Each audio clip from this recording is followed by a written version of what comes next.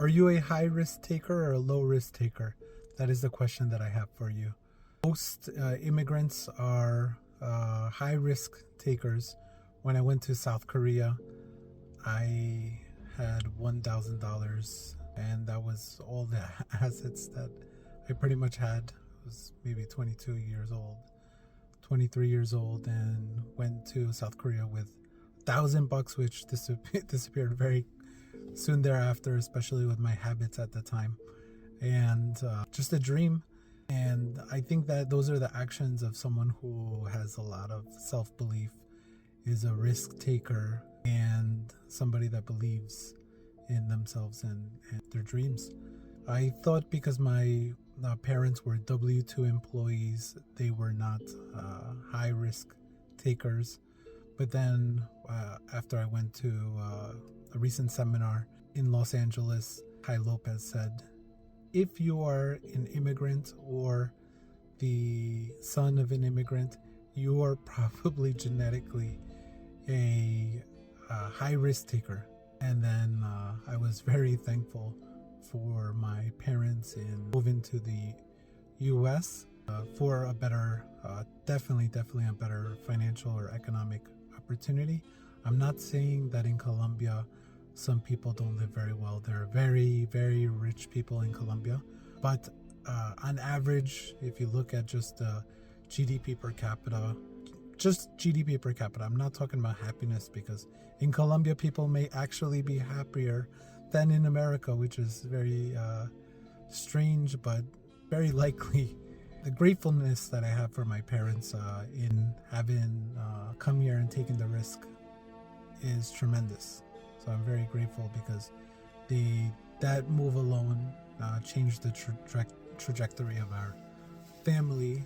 Because even if you have an average, and I said this before, even if you have an average life in America, it's still an exceptional life, considering the history of mankind and considering many other countries in the world. And I know some things of America are not the best. That's up for debate, but I'm not going to go there. The main theme here is I want to talk about is, are you a high risk taker or a low risk taker? My mentor, Tai Lopez, said, there's a guy that I know, I'm not going to say his name, but he's just as skilled and talented as Elon Musk. Now, what is the difference? He said the difference was in this. He said this guy is probably worth 200.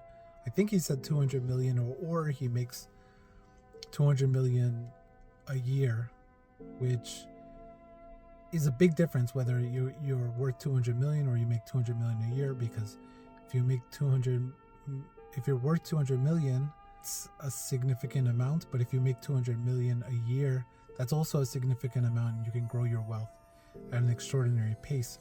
To me, because I'm nowhere near that, they both sound the same. But to somebody who is in that position, they are totally different. So what he said was the only thing that separates him, person Tai Lopez knows, and Elon Musk is his appetite for risk. Elon Musk is a huge risk taker. He built Tesla along with SpaceX simultaneously.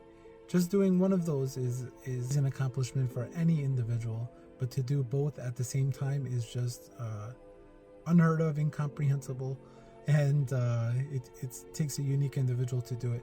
Along with Solar City, which, I mean, it is not like, it has not been a huge success, but even that, a company alone, most of us would be very proud of founding. So it's something to consider, like your degree or your appetite for risk taking. We all have to understand, like, the classic philosophy is know thyself. You should know thyself. You should know yourself. So that's something that you want to consider, is, are you a big risk taker or a small risk taker?